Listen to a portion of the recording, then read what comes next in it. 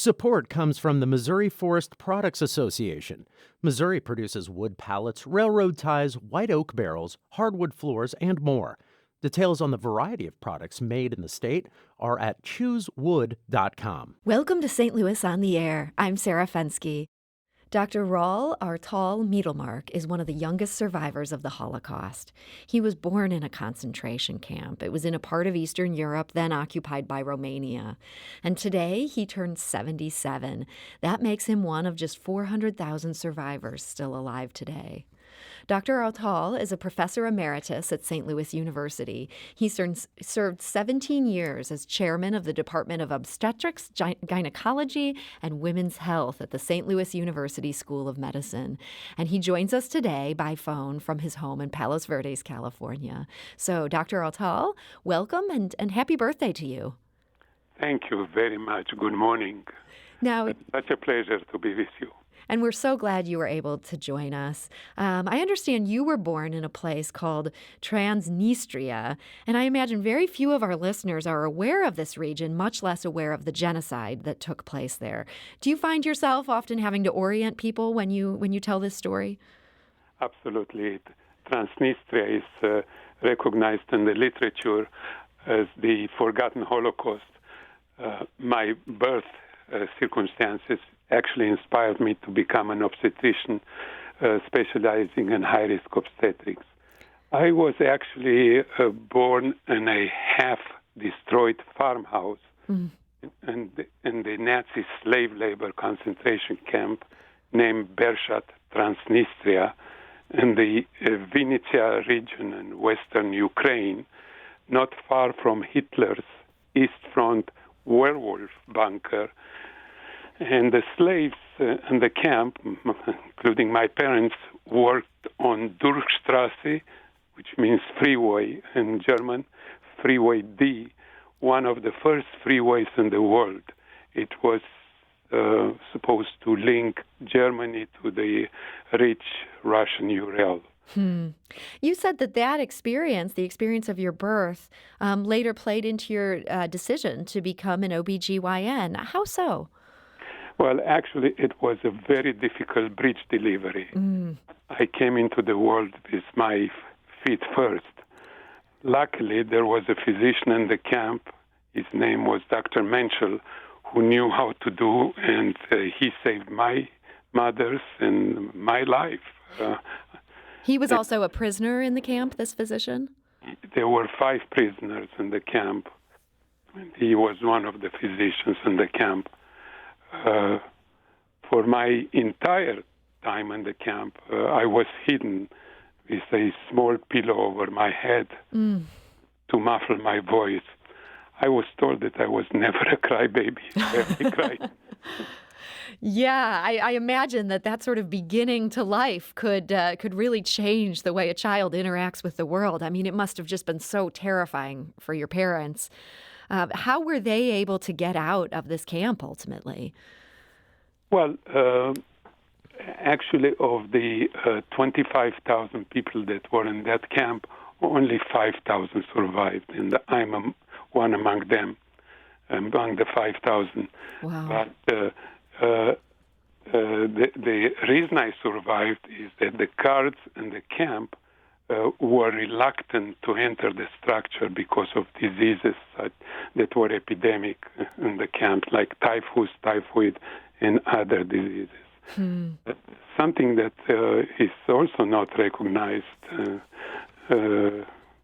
more frequently is that the camp was also the command center for the Einsatzgruppen D, the Death Squad D, under the command of the infamous Otto Ollendorf, who was the main defendant at the Nuremberg trials.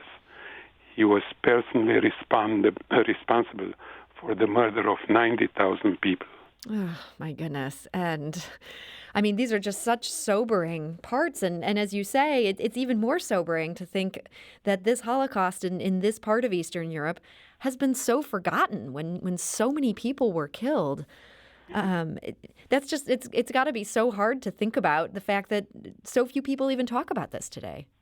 Well, the reason was that the territory after the war was part of USSR, and the communist regime suppressed the information about the Jewish people. They considered them all to be Soviet citizens. However, an estimated 1.5 million Jewish children were massacred by the Nazis during World War II, and babies, and only about 5% of them survived, and I'm among the lucky ones. However, what's also not commonly known, that babies were born in all the concentration camps. At Auschwitz alone, there were 3,000 babies born, and 500 of them with Aryan features were given away for adoption, and there may be some mixed Jewish blood in the German population.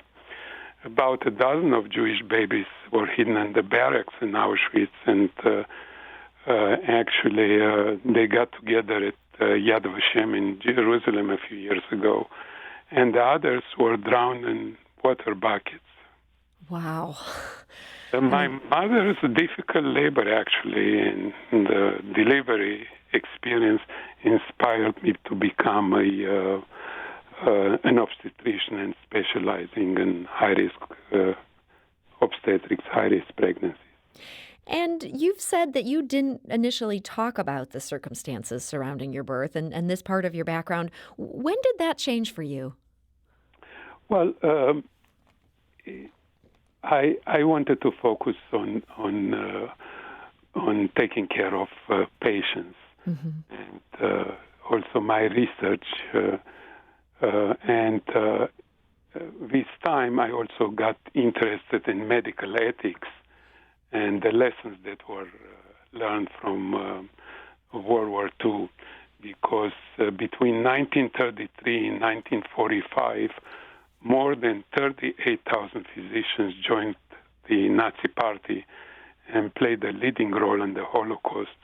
They played a crucial role in the selection process for racial cleansing, sending to the gas chamber an estimated 1.1 to 1.5 million people at Auschwitz alone.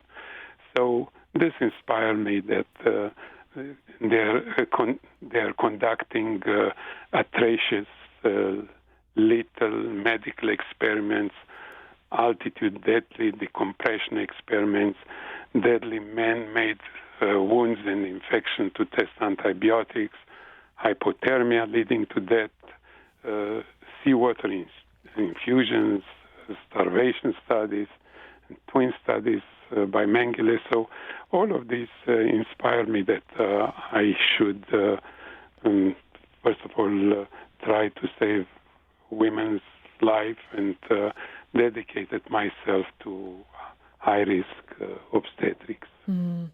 We're talking to Dr. Raul Artal Mittelmark.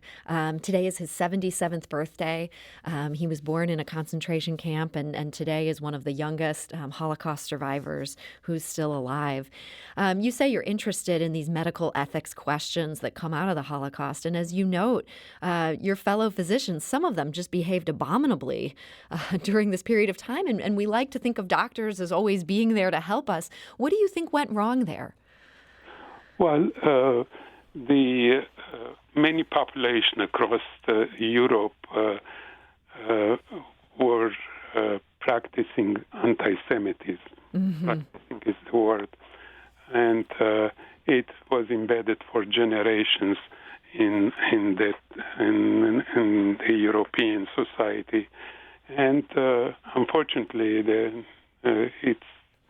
it's there again. All over the world, and sadly enough also in our own country and on some of the university campuses.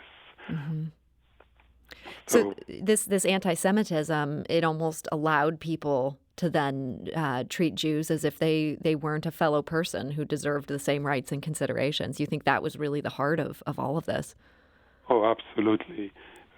Jews were always considered having bad diseases, genetically inherited bad diseases, And the irony is that the genetic studies of today indicate that actually the Jewish people in Europe had lessened frequency of genetic disorders than other populations in Europe. There is some irony there.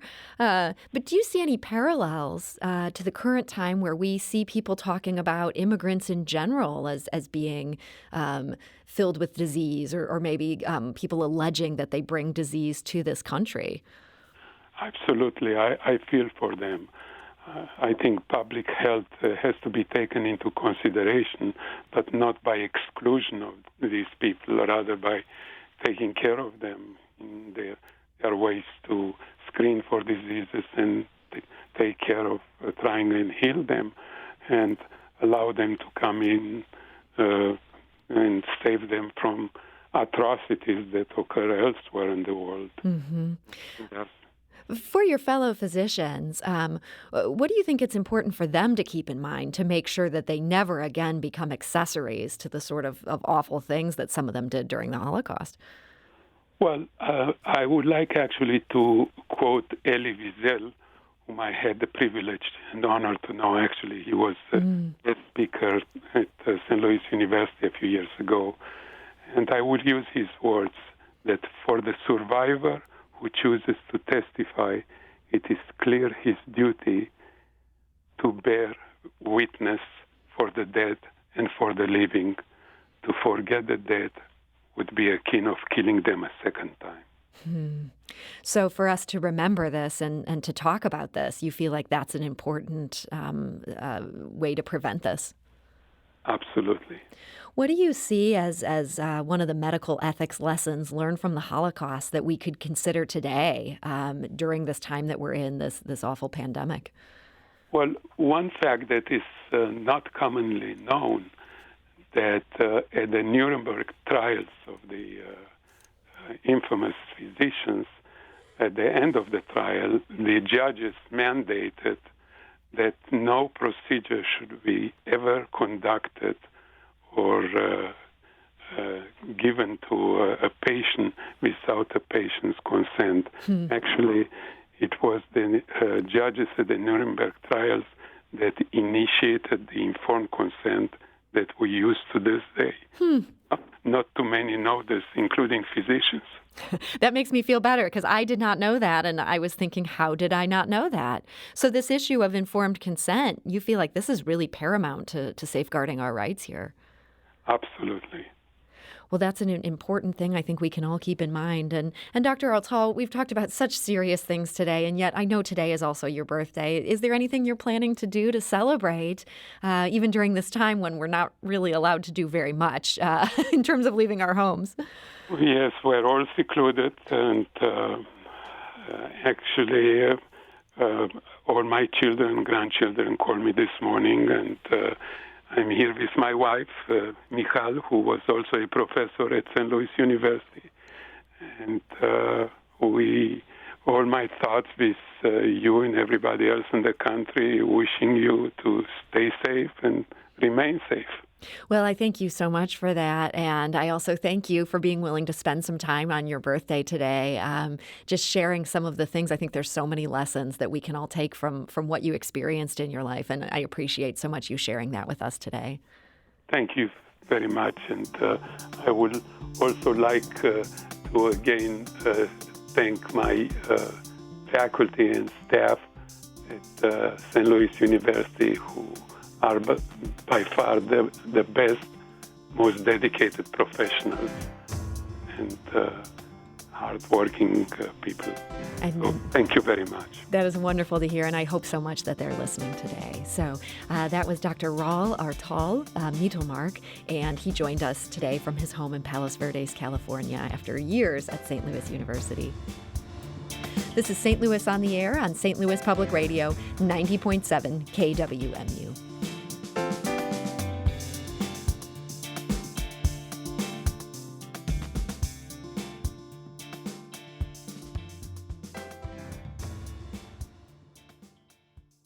Support comes from the Missouri Forest Products Association, committed to conservation and careful management of the state's forests to make them more resilient and better habitats for wildlife. ChooseWood.com.